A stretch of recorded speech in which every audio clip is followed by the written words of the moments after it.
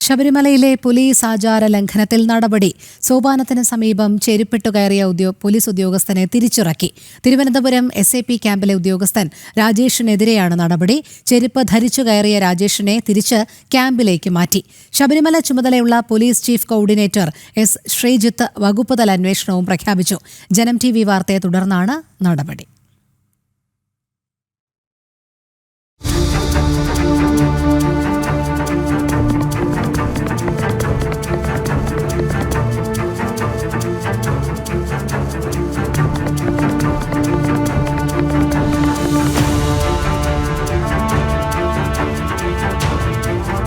ഇന്നലെ രാത്രി 8:45 ചെരുപ്പ് ധരിച്ച് പോലീസ് ഉദ്യോഗസ്ഥൻ സോപാനത്തിന് സമീപം നിലയുറപ്പിച്ചത്.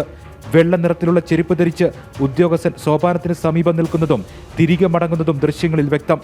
ആചാരലംഘനത്തിന് സാക്ഷികളായ ഭക്തർ ഈ സമയം തന്നെ പ്രതിഷേധവും രേഖപ്പെടുത്തി. പോലീസിന്റെ ആചാരലംഘനം ജനം TV രാത്രിയിൽ തന്നെ വാർത്തയാക്കി പുറം ലോകത്തെത്തിച്ചു.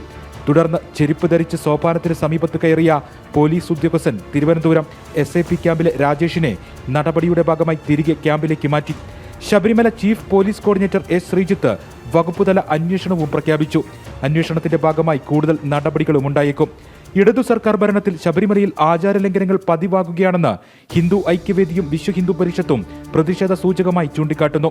പോലീസ് വീഴ്ചയ്ക്കെതിരെ ശക്തമായ നടപടി വേണമെന്നും ഹൈന്ദവ സംഘടനകൾ ആവശ്യപ്പെട്ടു. കാരണം അവിടെ മറ്റ് പോലീസുകാരുടെ കൃത്യമായി വിഷ്വൽസ് ഉണ്ട്. ആ വിഷ്വൽസ് ഫേക്ക് അല്ല. അപ്പൊ ആ നിലയ്ക്ക് അദ്ദേഹത്തിന് നടപടിയെടുക്കേണ്ടതാണ്. വെറുതെ താഴെ ഇറക്കി എന്നുള്ളത് കൊണ്ട് മാത്രമാവില്ല. വകുപ്പുതല അന്വേഷണം എന്ന അതിൽ തടഞ്ഞുകൊണ്ട് ഭക്തരെ ഇതൊക്കെ മറക്കുന്ന ഒരു സമയത്തേക്ക് എന്തെങ്കിലുമൊക്കെ കാട്ടിക്കൂട്ടാം എന്ന നിലയിലുമാകരുത്. മാതൃകാപരമായി തന്നെ ശിക്ഷിക്കണം. ഇപ്പൊ ചെരുപ്പിട്ടോണ്ട് കയറാന്ന് പറഞ്ഞാൽ അയാൾക്ക് എന്തെങ്കിലും ഭക്തി ഉണ്ടെങ്കിൽ, അയ്യപ്പന സ്വാമിയെ കുറിച്ച് എന്തെങ്കിലും വിശ്വാസം ഉണ്ടെങ്കിൽ അയാളുടെ മനസ്സ് അതിന് അനുവദിക്കുമോ?